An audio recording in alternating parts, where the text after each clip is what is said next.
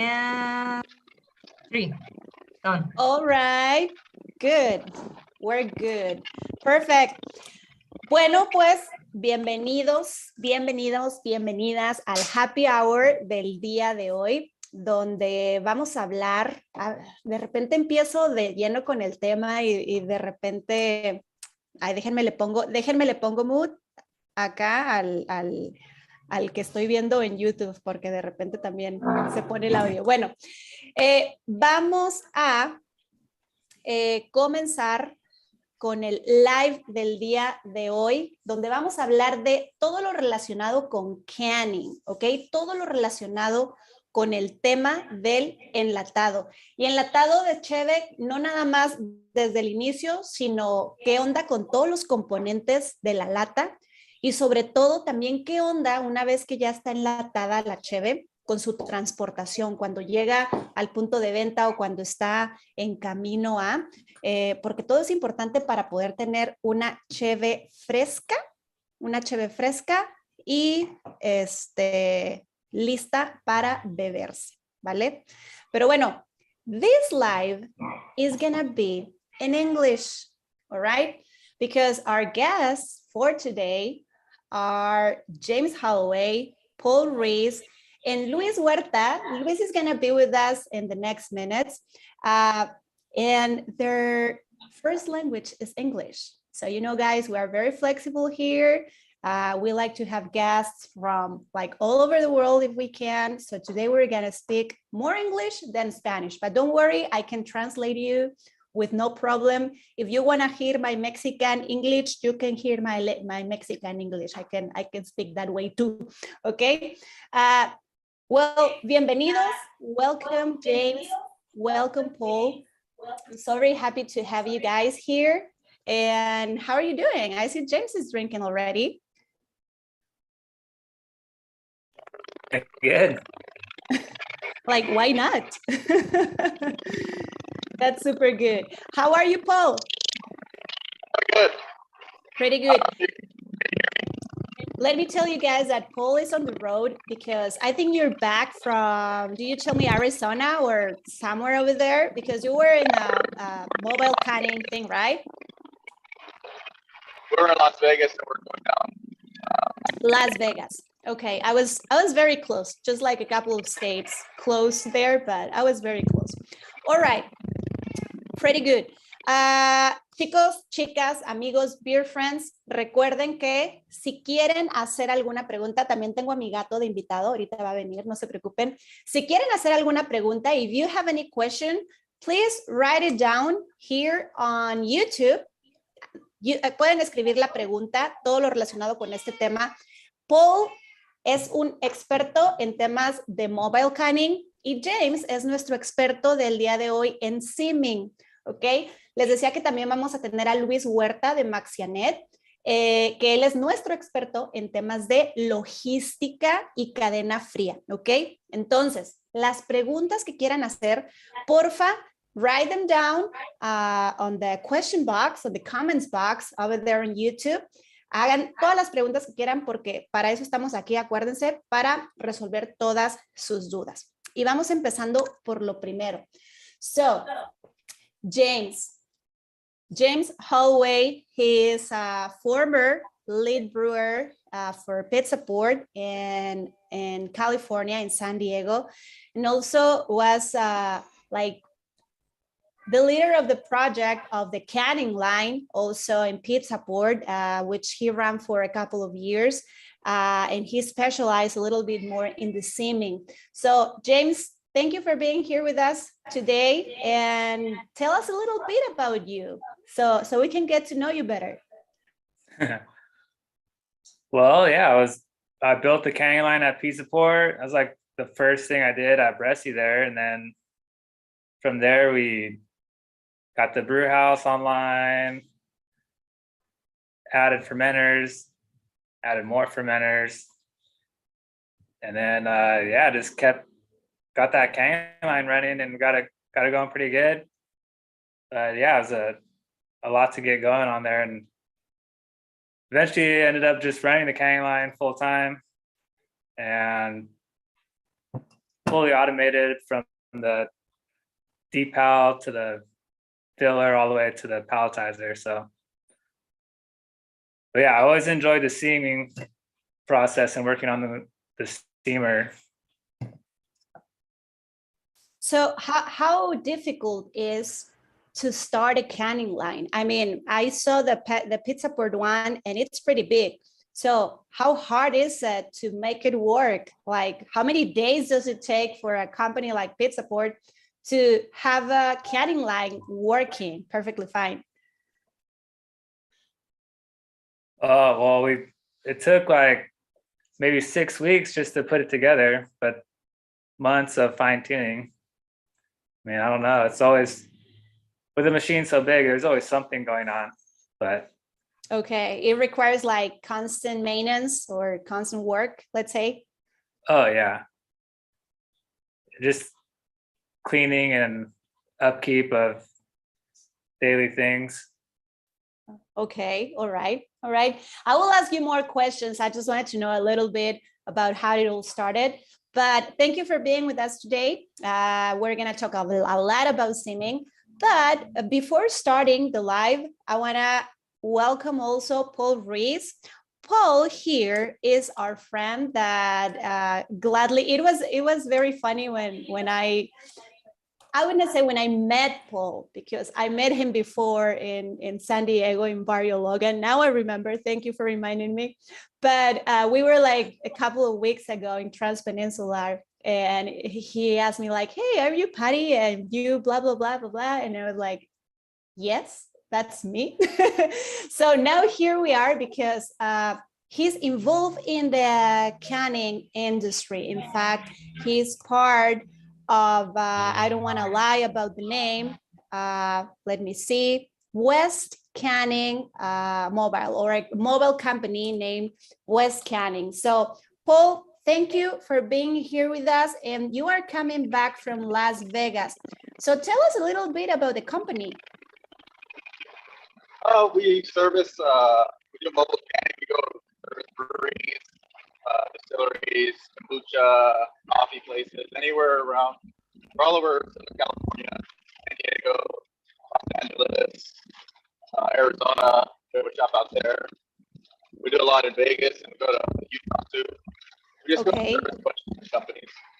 So it's not only beer. Then you said kombucha, coffee. So anything that can be canned, you can give them the service. Yeah. That's interesting. Pretty much. We have 7 canning lines. We have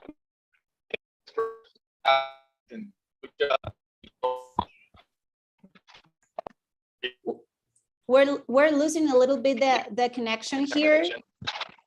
Yeah, but we'll be back. We'll be back to you, Paul. Here's my cat, Manny Simba. He loves being in the live videos. You know, he's the star of every happy hour. So Manny Simba, say hi. Manny Simba loves to drink beer too. Well, anyway, I see Paul a little frozen here. He's back. He's back. I see you. All right. So guys, cheers. This is our first cheers. I know that Paul is on the road, so it would be a little bit illegal to drink while driving or while on the road, but if you can drink anything, that's fine. Water is perfect. All right. So cheers. Thank you for being here with us today. And we'll start with the first round of questions, okay? Sí, los que no hablan inglés, que andan por acá con nosotros en el canal de YouTube de Beer Nation, pueden poner las preguntas en español. Déjenles cuento un poquito de lo que vamos a hablar el día de hoy. Let me tell you guys, like to people that is Spanish speaking only, a little bit of what we're going to talk today. So if they have any question, they can throw it and we can talk about it and discuss it in English, and I will gladly translate, okay? So let me say it in Spanish. El día de hoy vamos a hablar del proceso y la importancia de enlatar una cerveza. Ahorita está como, no sé si llamarlo de moda. It's a, I don't know if I should call it a trend to can a beer, but es lo de hoy. The thing of nowadays is have a beer canned, okay? Segundo tema del que vamos a hablar, the second thing we're going to talk about today is why a brewery and a customer should care about how they can, seem, and assure quality. Entonces, ¿por qué a una cervecería y no nada más a una cervecería? ¿Por qué también a nosotros como consumidores finales nos debería de importar el tema del enlatado, el tema de cómo sellan las latas? De hecho, por aquí traigo unas. El tema del sellado es la parte de arriba, el seaming. Y cómo se aseguran de que este proceso sea de calidad, ¿ok? Y tema número 3, topic number 3, we're going to talk about transportation and delivery of a canned beer, ¿ok? Transporte, todo lo relacionado con logística y la entrega al punto de venta de una cerveza enlatada. Porque acuérdense que el trayecto o la vida de una cerveza enlatada, pues no se termina hasta que nos la tomamos, ¿no? Entonces es importante también el punto de venta y cómo se le da mantenimiento o cómo se mantiene en buen estado a la lata. So it is not important like only how to can it, how to seam it, that it's a good quality canning system, but also transportation, delivery, and the point of sale, because a beer is still alive until you drink it. Like this one, it's going to die today. All right, guys. So let's start. I have a question for Paul. How's your connection, Paul? Is it okay? I think it's doing okay right now. All right, perfect. So I have the first question for Paul. Can you explain us, please, how is the main process, like in main context of canning a beer or canning a liquid? How is it?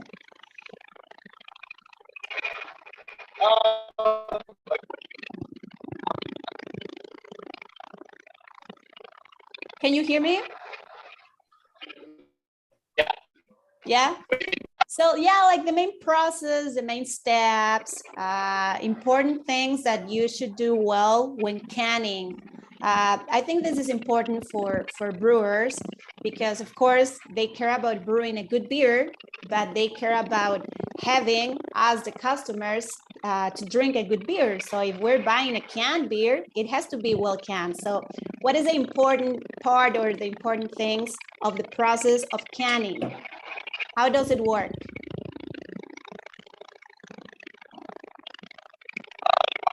You have full product.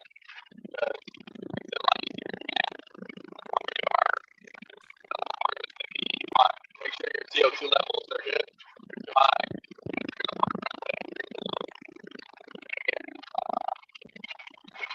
Oh, I can't hear you. Yeah, it's a robot. I'm almost to my stop.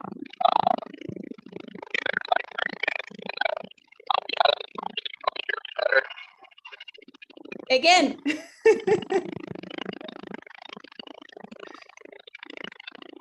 Hello? Yes. No. It's a robot. Yeah. Okay. What if you write it down in the chat here on Zoom? We're on Zoom. And I can tell the viewers what you want to tell us because yeah, it's a little like, but don't worry, we'll make it work. We'll make it work. Okay. So I will go to James and ask him the same question because at the end, maybe you have not been in a mobile canning system, but you were part of the canning line and pit support. So if you want to have a canning line at your brewery, not a mobile one, like a one there for your beer, just for your beer, how would it work? What's the important steps that you have to follow or you have to care if you want to have a canning line for your brewery? Well, the main things, I guess, is for any packaging, you want to preserve the quality of the beer. So to do that, you want to have the least amount of oxygen pickup because oxygen will kill the beer. But you want it clean and you want it the right carbonation, everything. So there's a I don't know, I guess.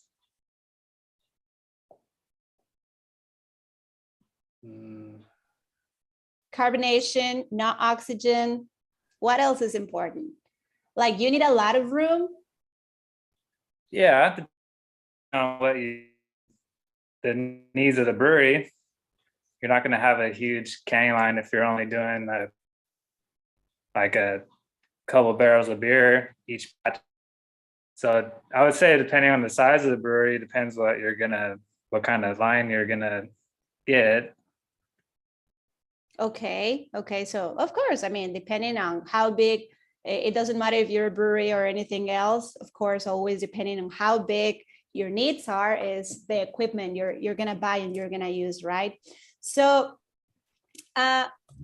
we were talking one day and you were kind of explaining me, also because of your article for the GISI, the Guía de la Industria Cervecera Independiente, this magazine that the Ensenada Beer Fest team releases every once in a while, that the cans are back. Like canning a beer, having a beer can is back. Like before, bottling it was the thing. But now we see a lot of breweries that are going back to canning. So why is that? What do you think that is being a thing again, like having a beer can instead of bottled? Well, I think for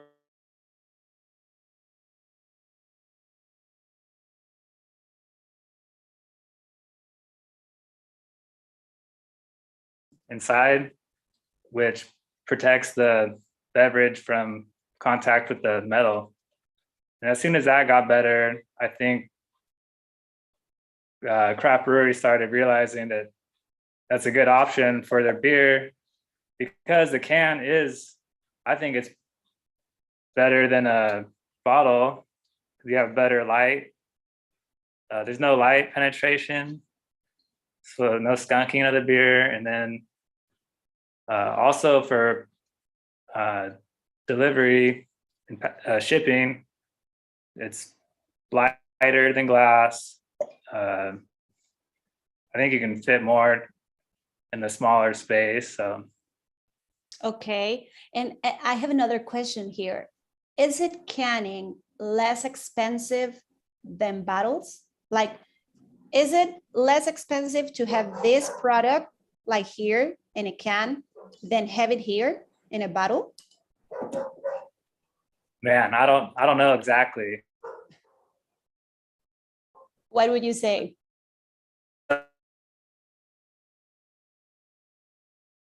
But when you're adding them up, thousands and thousands, million, I don't know about bottles exactly.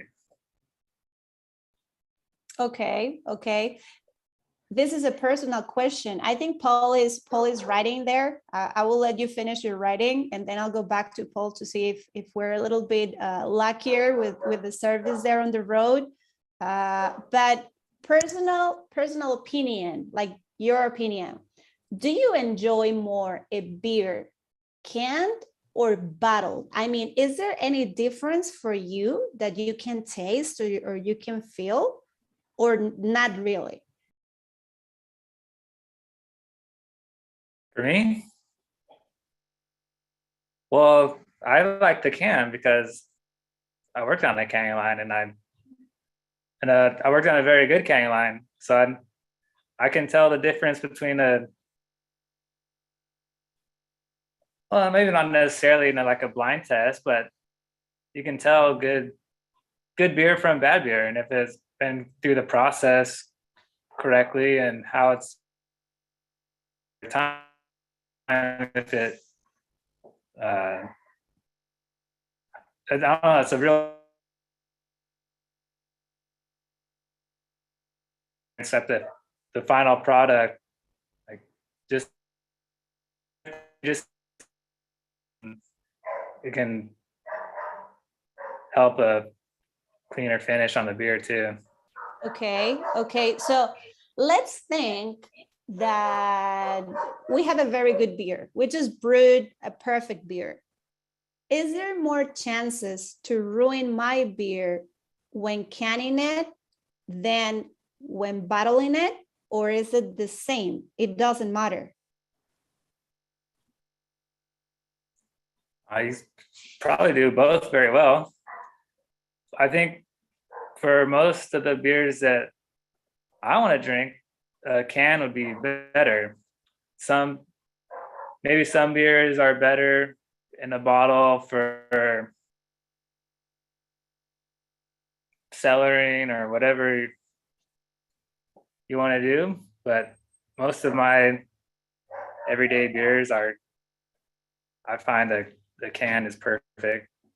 Yeah, what I've heard is that, for example, bottles have been so popular for the restaurants, like, or for the bars that maybe don't have draft beer, because visually speaking, like to your eyes, a bottle is more attractive for a customer than a bottle. But now, like, there's a lot of there's a lot of cans with super interesting art on them, but that's what I've heard, that it's more like a sales instrument, let's say, bottling the beer. But anyway, yeah, I'm not that expert, let's say, in identifying any errors or any like unwanted things in the beer. So I could drink both a bottle and a can, and maybe I wouldn't know a difference. But you guys, you could tell us. Let me read you guys there on YouTube what Paul just told us here in the chat.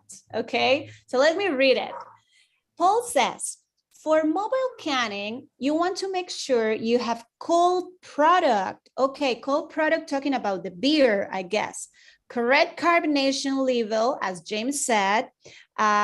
Before you fill the can, you want to run it through a twist rinse to spray with sanitizer to clear any am I pronouncing it right? Debris. Sorry, guys. Yeah, is it okay? Yeah, okay. You want a CO2 supply to purge out the oxygen. Yeah, we were saying that oxygen is like one of the worst enemies for your beer, and any leftover sanitizer. You want to make sure you fill the can to the proper level and cap on foam to help prevent oxidation. You don't want to have any open space between the product and the lid, okay? After it goes through the simmer, you want to run the cans through a rinser and air dryer to clean off excess product.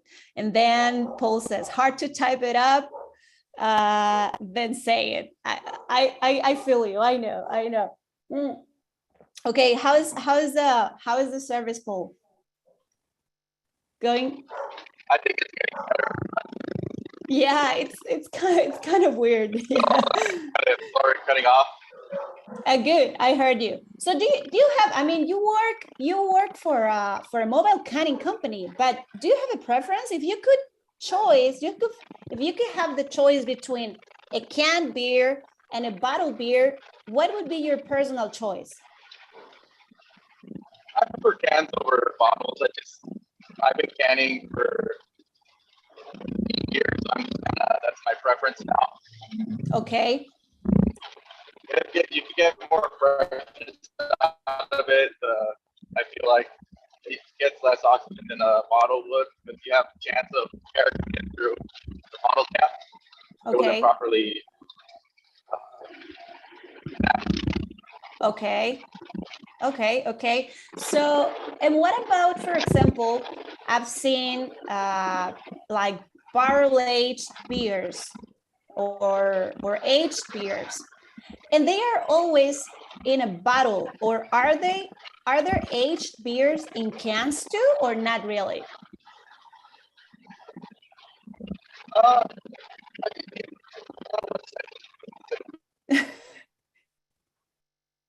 Is he talking to us or to the driver? Pinche Paul. Okay. James, it's gonna be your question. So what about aged beers? Yeah, I mean, you can can any beer. I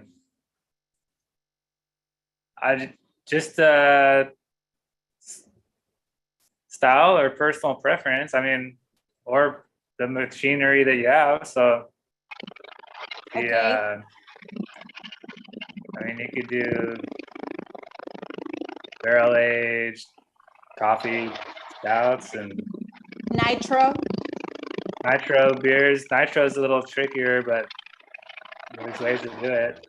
I think we're gonna see a lot more nitro beers and cans coming out, but Okay. we'll see. All right. All right.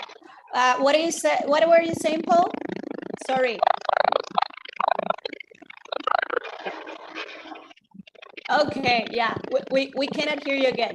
But okay, let me go to another question here. Guys, let me see how we're doing here on YouTube.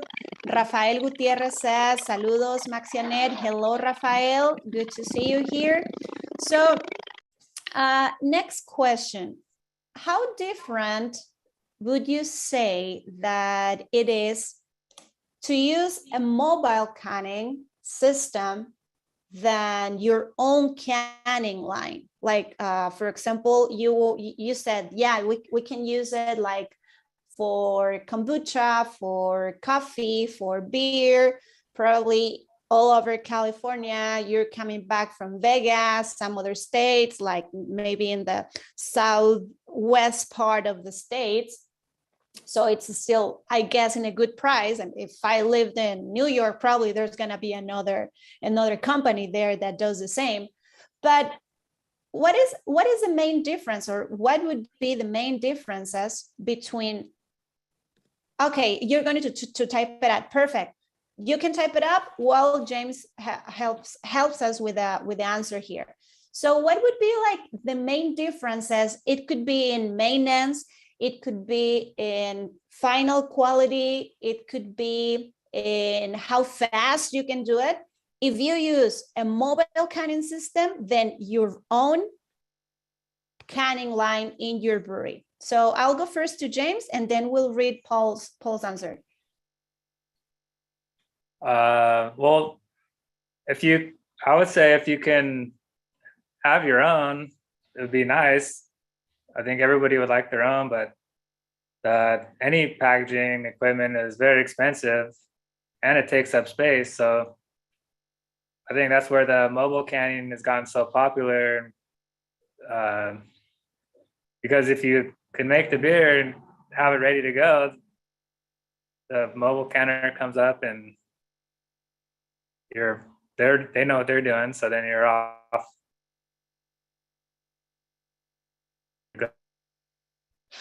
But yeah, I always like to have my own equipment, but.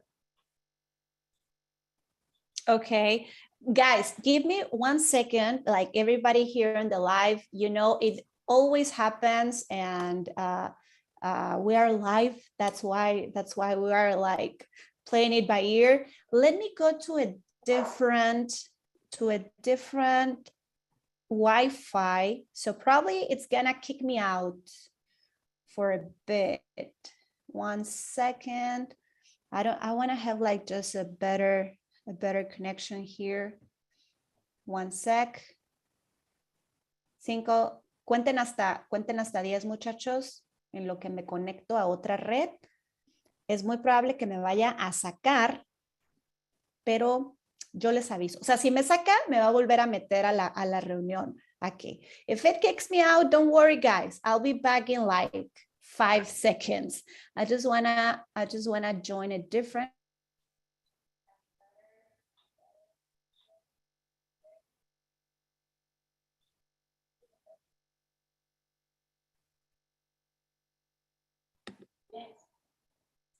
Hello.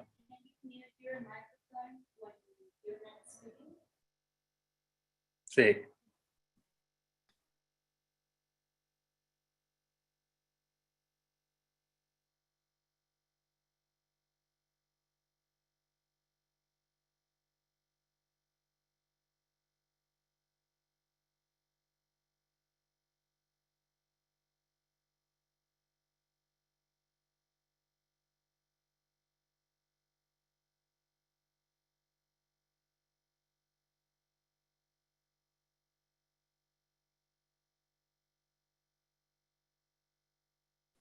I'm back. Sorry. Yeah, I think this Wi-Fi is gonna be better for everybody. So thank you guys for being patient with this technical problems, but we're back and ready to continue with this. All right. So we were saying that if there was a difference. So James, I mean, I know you said, like, of course it's gonna be different because if you have the money to invest in your own canning line, well, it depends on how much you want to invest. Like, I think it's the same as if you wanna have like a small brew house as if you wanna have a super big, huge brew house, right? So what about maintenance? Like, does it take like kind of the same maintenance, or would a mobile system need like more maintenance because it's gonna be moving, or you're gonna be canning like Paul's company does different types of beverages? So is the maintenance thing a main difference between your own and a mobile one?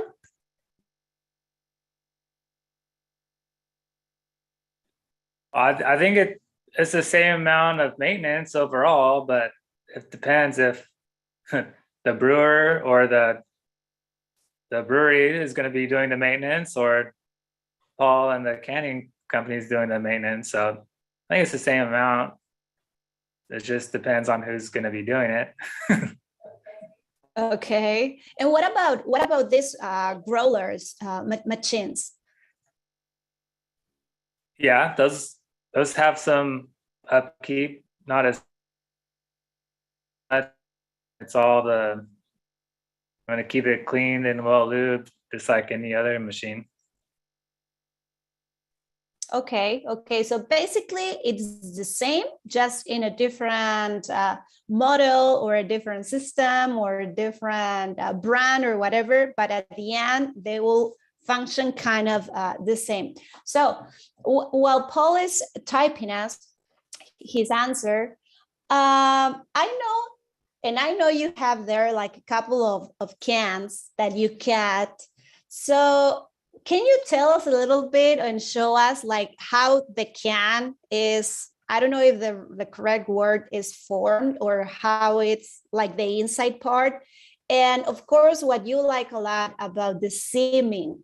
Why is it important to pay attention to have a good seaming, assuring the quality there in that specific part of your canning process? Yeah, we have I mean, the seam is what seals the beer into the can. So if the seam fails, then you're gonna jeopardize your product. So you always want to check your seams as you're going throughout your canning run. But the first thing you can always do is, the first and best one is just a visual seam check. And you want to if you look around the rim, you can see if there's anything weird, anything that's out of line.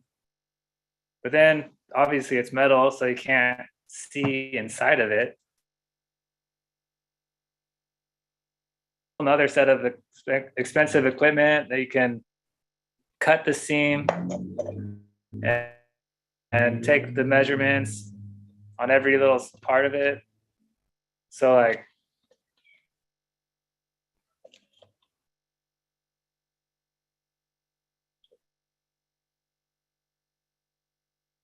I'm probably not gonna be able to see any of it, but and it wraps around, and each part of that has its own little measurement and own guideline of what is acceptable and what is not acceptable. And you got to be within that range, otherwise they're going to have a failing seam, most likely. But then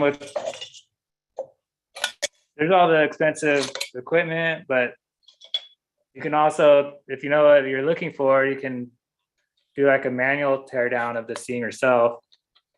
And this one, I have the lid off. And you can, right now I'm pulling off the cover hook. And you can, I don't know if you can see it, but there's a, inside the lid, when it gets seamed onto the can body, there's an adhesive inside that. And when it's mechanically sealed, that adhesive fills up any little extra space to create that perfect seal. But if you take it out, then all that expensive equipment is measuring these different parts. So here we have this is a body hook. The can is the body. So then that's the body hook is what's folded over. And so you can, now that we have it open, you can measure that, see if that's in spec. And then from the part we took off of the cover, the lid, we can measure the cover hook, which will be overlapping on this part. And then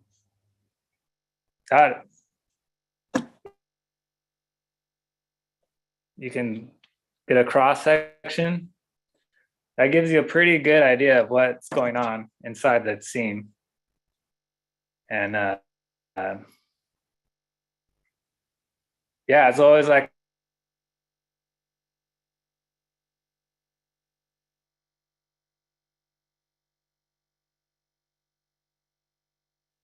Okay, I don't know if it's my connection, guys, like my Wi-Fi or not, but I heard like half a bit of what you said, but I think because I'm checking there on the YouTube channel, and I think it's me. I don't know, but guys, you there on YouTube, I think you heard well, James, right? Because I think it's me. I'm starting to think that it's me. But anyway, all right. I kind of saw everything. So thank you. Let me read what Paul just said. Okay.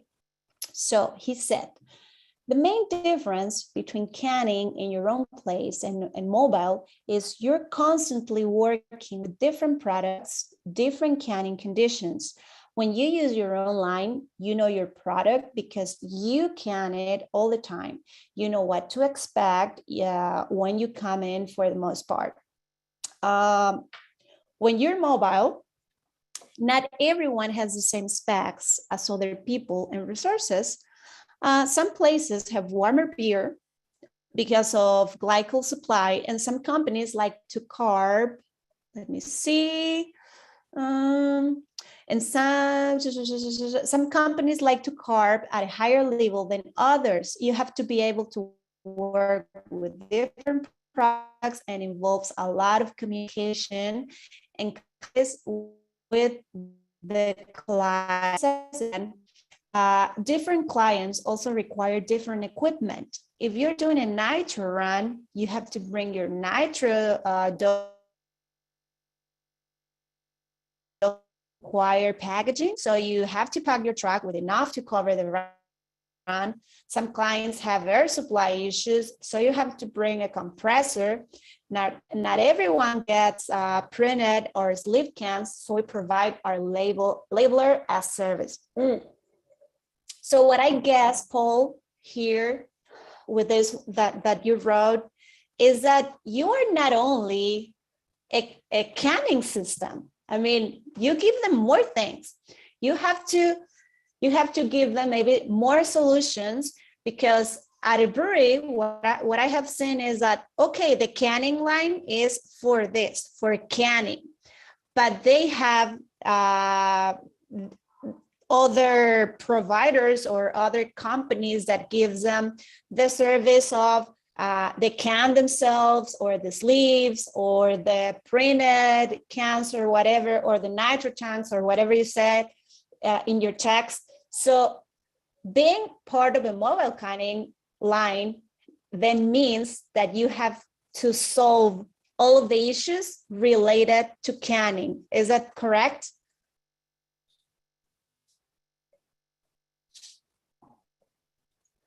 Yes, no.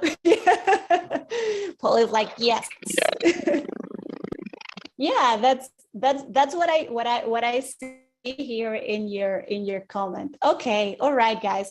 Well, guys, I think Luis, our third guest today, is having a lot of problems like connection issues. So he will not be here with us today, but we can talk about, yeah, he just told me he has super bad connection where he's at. So today is the day of the bad connection, but we'll always make it work, and nothing can go wrong if we just open the beer. So let's go to the last part here. It will be under like your personal and also professional opinion, guys. So I'm gonna throw the question so Paul can start to type it down and help us with his opinion, of course. And then I'll go to James so he can tell us what he thinks. All right. So we said that the last topic for today was like transportation, cold chain, delivery of a canned beer.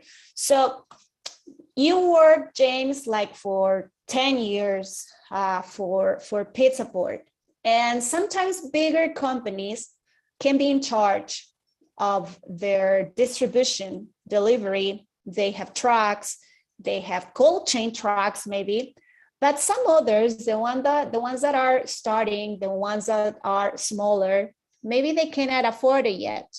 So they have to hire a company that offers that service. Like for example, maxiaNET. Luis belongs to maxiaNET. I told you that he's the leader of the cold chain department, let's say delivery and everything, logistics. So there are companies like maxiaNET that have this service. So what you as a brewery, if you were still in a brewery, James, and the same question is for you, Paul, and it was on you, like the decision, if it was on you to say, we are gonna work with this company for delivery, to deliver our beer, our canned beer, and not with this one, why, or what would you take your decision based on? Like, what would be important to you to choose a company that is gonna deliver your beer? I would do keep it cold. That every as a brewery that's growing, every territory that you go to, you're gonna find a way to get the beer there. So every distributor is gonna have their own way of doing it, and I would always go with someone that goes cold. So besides oxygen, heat is probably the second killer of beer, because heat will just accelerate any aging that goes on inside the can.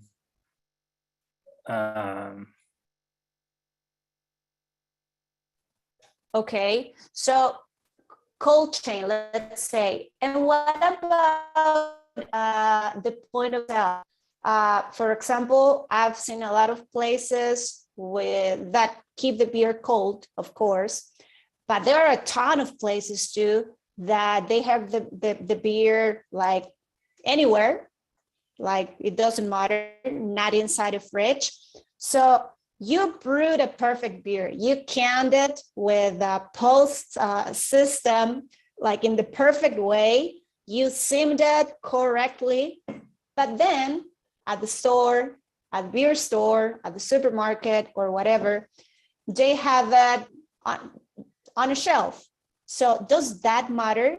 Can it ruin our beer?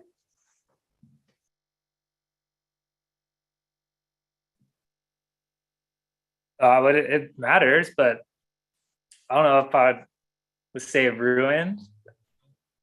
because it depends on how long it's sitting there too. So it's just hard to say, like, I guess most distributors will tell you like where the product's going to be going, so you know where it's going, and you know what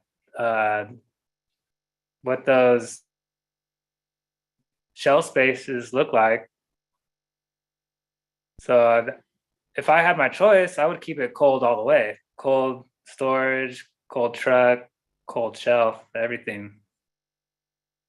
Okay, so cold everything, and then I'm going to Paul's answer, and I think he said something very, very similar. He said refrigerated trucks, and make sure it's stored in a cold box. You want someone that is consistent.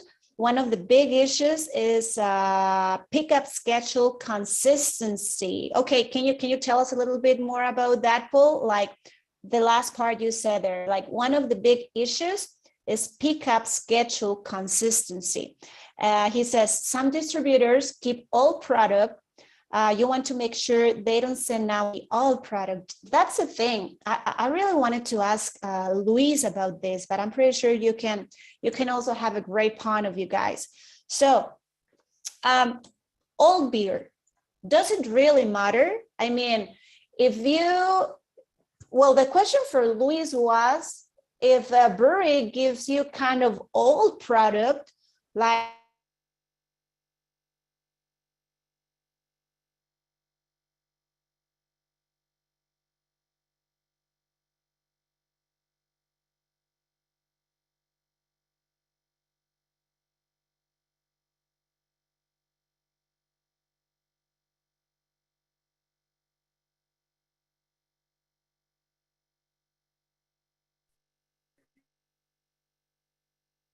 hello, sorry, it kicked me out.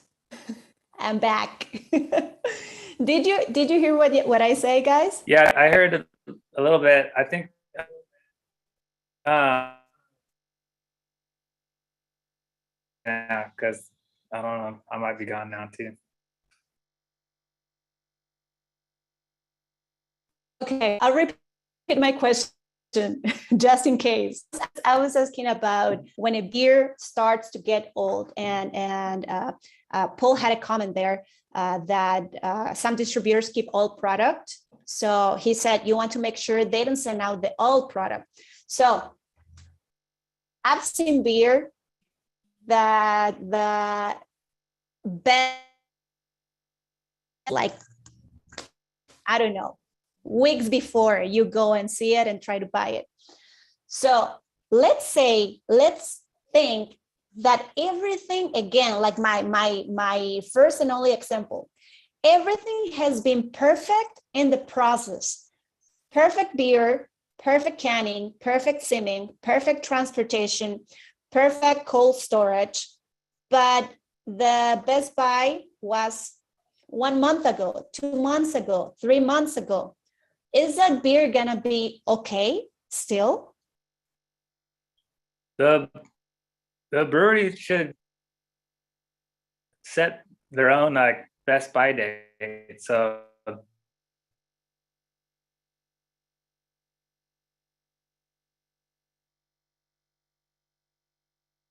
I mean, because they have to, and they're knowing whiskey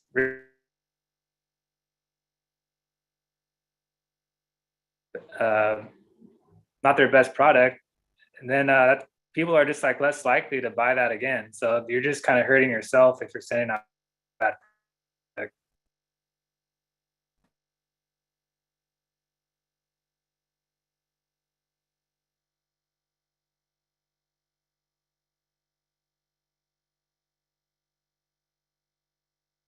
Am I here? Yes? No? Am I here? Yes, I can hear you. Okay, guys. This is super weird. Okay, I'm sorry. So answer is it gonna be okay? Yes or no? Just for me. Yes or no? No. Okay, no. So let's see what Paul says. Guys, this has been such a journey today. I don't know, is it the weather? Is it what? Man, now I have to open another beer because I'm getting a little frustrated with this connection, but everything will gonna be fine. And the best is that we can make like a little text with everything that Paul has written today, so we can type it down there on YouTube also. So Paul says, it depends on how it was canned and the style. That could be very important too. Some beer will hold up longer than others. Hoppy beers tend to fall off, yes. If it was stored, probably as well. Yeah, the thing is the style of the beer, right? Like I've heard, like if you have a hoppy beer, if you have an IPA, a double IPA, an imperial IPA, you want to drink it as fast as you can. And I'm not talking fast like chug it up, but fast like the fresher, the better the beer will be, of course. So, okay, guys, we're getting to the end, but I want to ask you a last question. And this is personal opinion, okay? This is my last question for you guys. And maybe this can be helpful for us, for the customers, for common people, for beer lovers, that what we want is to enjoy a good beer. So what would be your invitation for, or what is it, what you guys would do if you see a beer in a beer store, supermarket, whatever type of store, of place, even in a brewery, if you see a beer that is not well canned, that is not well seamed, what would you do? And what would you recommend us as customers to do? And I think Paul is in a place with super good connection. I think so. I'm back outside now. We just landed. Perfect. Now I can perfectly hear you. So we're gonna be here another hour talking about beer. So what would you recommend us as customers to do if we see a beer that is not well canned, that is not well seamed, and what would you do? Let's start with Paul. Yeah. I don't know. I wouldn't. I wouldn't buy it, but I would I don't know. It depends. You could bring it up to the company that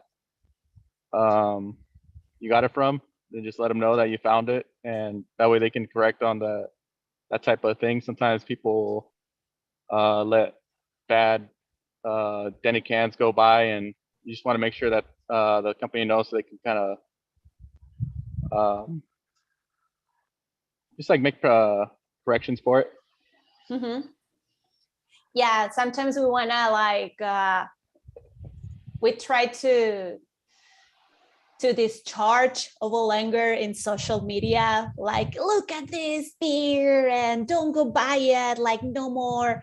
And maybe it was I don't know, an honest mistake, or they are still working on the canning line. So if you have the opportunity, the invitation would be go and speak directly to the brewery. You can just send a little email. I wouldn't if I see someone that had a bad canned product, I wouldn't knock them out completely, because things happen, stuff gets by, human nature, things gonna happen. Yeah, but if you bring it up, it'll help them to be better, correct that stuff. Yeah, I've opened some beers that are super flat, from a can. So is that very common? That it could be, but it shouldn't be. Sometimes depends on, they might have had a canning mistake, or a beer that was just super oxidated, or just undercarbed. Okay. So everything can be fixed. So if we see some beer that was not well canned, send an email, send a DM, let them know, because they can always do better. All right. So what would you do, James? And what would you recommend us to do? Well, if I was at the brewery or at the establishment, or I knew the brewers at the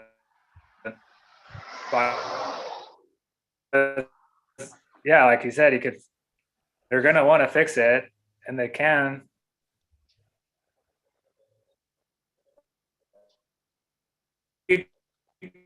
We had a QA person.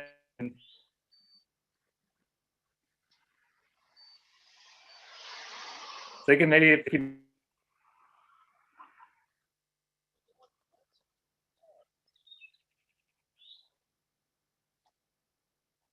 a bad scene, it was like leaking, and they'll want to know, because nobody wants a bad product out on the shelf, so they'll want to know. Rude. Sorry, I Yeah, was muted. Yeah, Paul. Oh, a lot of QC people, they'll keep cans on shelf life. They'll keep them for like 6 months, like we do. If we run into an issue with one of our products from our clients, they just tell us a date, and we can go back to the date and backlog, and we can see. You can go back to that same can, and you can test it and see if it was something to do with that run, or just that product, or if it's just that can.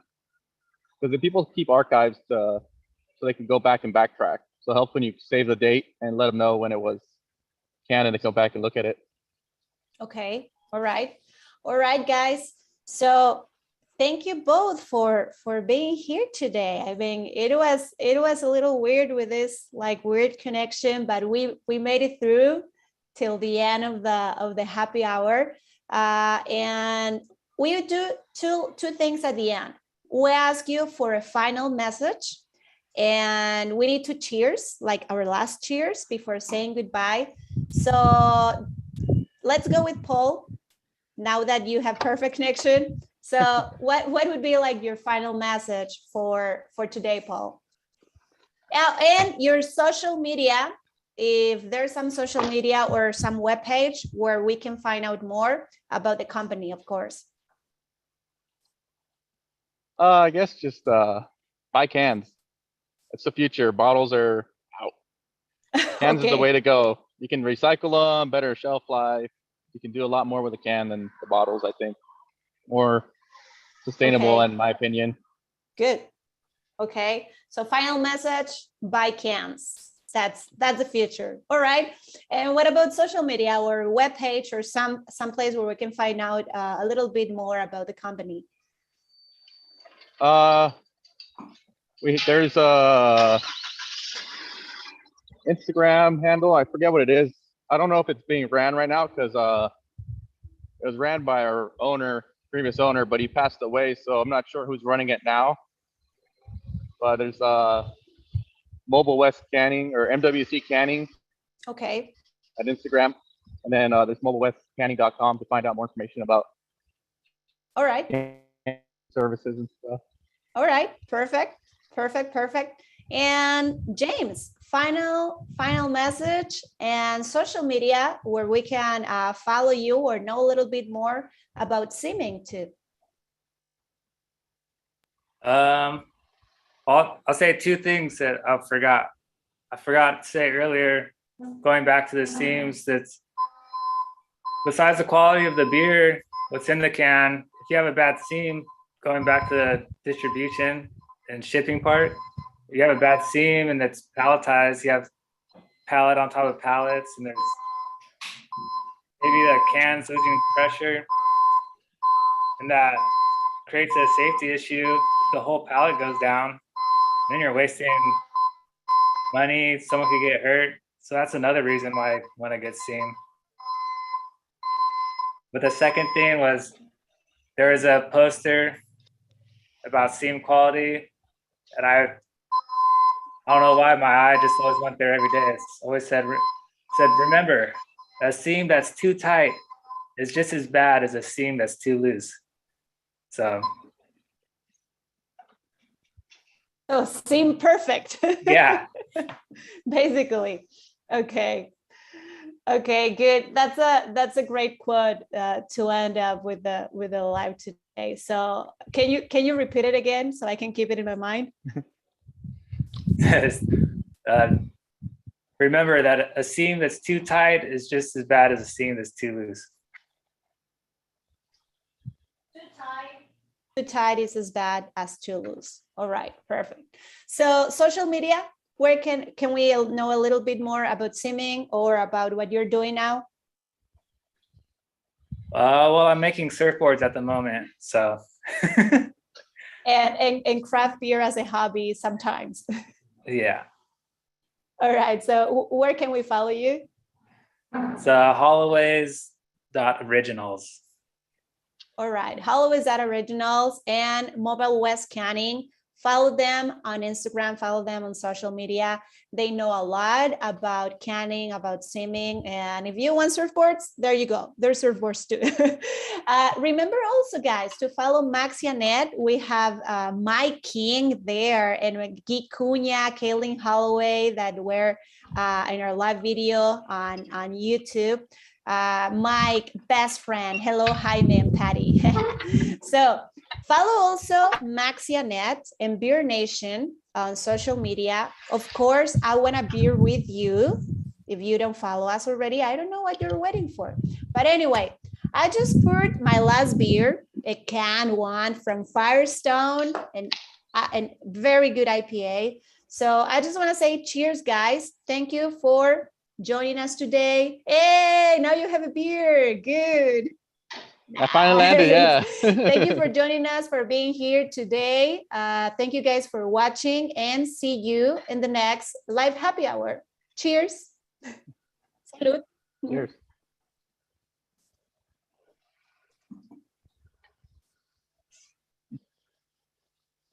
All right.